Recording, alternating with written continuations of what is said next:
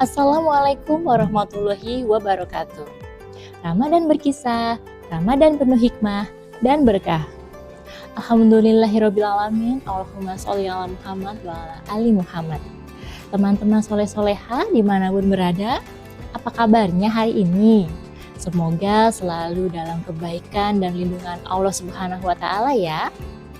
Alhamdulillah kita diberi kesempatan lagi untuk berjumpa dengan bulan Ramadan yang penuh berkah ini. Perkenalkan, saya Mama Indah. Kali ini akan membawakan kisah seorang tokoh Islam Nusantara yang pernah menjabat sebagai Presiden Indonesia. Ada yang bisa menebak kira-kira siapa ya tokoh yang akan kita bahas? Ya, benar sekali. Beliau adalah Kyai Haji Abdurrahman Wahid atau akrab disapa Gus Dur. Teman-teman tahu tidak? Gus Dur dikenal sebagai tokoh yang kontroversial dan berdedikasi tinggi terhadap penegakan hak asasi manusia, memperjuangkan pluralisme dan toleransi di Indonesia. Salah satunya mencabut larangan perayaan Imlek. Masya Allah, luar biasa sekali ya. Yuk kita simak kisah perjalanan hidup beliau. Nama lengkap Gus Dur sebenarnya adalah Abdurrahman Adahil. Namun karena nama Adahil kurang begitu dikenal, akhirnya diganti menjadi Abdurrahman Wahid. Julukan populernya Gus Dur berasal dari Gus, kependekan kata bagus. Sebutan yang diberikan kepada anak seorang kiai sebagai bentuk penghormatan di daerah Jawa Timur dan Jawa Tengah. Sementara Dur kependekan dari Abdurrahman. Gus Dur lahir di Jombang, Jawa Timur 4 Agustus 1940, putra pertama dari 6 bersaudara. Ayahnya bernama Kyai Haji Wahid Hashim yang merupakan putra dari Kyai Haji Hashim Asy'ari, pendiri Nahdlatul Ulama NU, sebagai organisasi massa Islam terbesar di Indonesia sekaligus pendiri pesantren Tebu Ireng Jombang.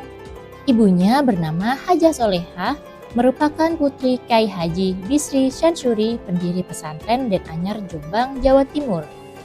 Setelah lulus dari SD pada tahun 1953, Gus Dur dikirim orang tuanya untuk belajar di Yogyakarta dan masuk ke Sekolah Menengah Ekonomi Pertama SMEP, sekaligus menetap di pesantren Krapyak.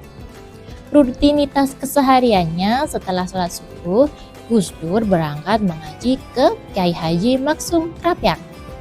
Pada siang harinya, Gus Dur sekolah di SMEP, dan malam hari Gus Dur ikut berdiskusi dengan Haji Junaidi bersama anggota Muhammadiyah yang lain.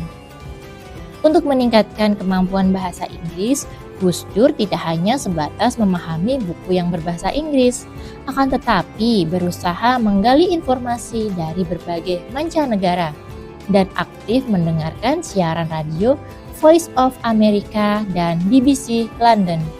Salah satu gurunya di SMEP yang bernama Sumantri mengetahui ternyata Gus Dur pandai bahasa Inggris. Kemudian Sumantri memberinya buku berjudul What is to be Done. Pada saat yang sama, Gus Dur telah mengenal Das Kapital Karl Marx, Filsafat Plato, Thales, dan lain-lain. Tamat dari SMEP, Gus Dur melanjutkan pendidikan ke pesantren Tegalrejo, Magelang, Jawa Tengah. Pada saat di pesantren, Gus Dur tidak pernah lupa membawa koleksi-koleksi bukunya, sehingga membuat para santri yang lain heran melihat buku-buku bacaannya. Kalau teman-teman soleh-solehah, apa nih buku favoritnya? Adakah yang sama seperti Gus Dur? Tak hanya itu, Gus Dur juga menunjukkan kemampuannya dalam hal berbicara dan humor yang membuat santri lain terhibur dengan sifat humorisnya.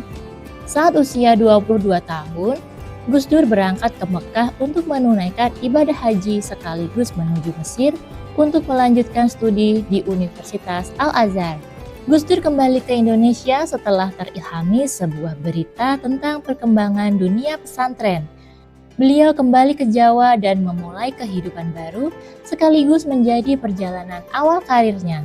Pada tahun 1999, Saat menjadi presiden keempat, Gus Dur adalah figur pemersatu berbagai komponen bangsa yang saat itu sedang terpecah. Dedikasi beliau begitu tinggi, terutama dalam hal penegakan hak asasi manusia untuk kaum minoritas.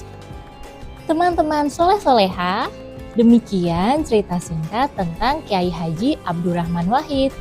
Gus Dur selalu berusaha memberikan pemahaman tentang pentingnya visi kemajemukan dalam berbangsa dan bernegara. Semoga perjalanan hidup beliau bisa menginspirasi kita untuk memiliki semangat belajar tinggi dan terus bersatu dalam perbedaan. Sampai jumpa dalam Ramadan berkisah selanjutnya ya teman-teman.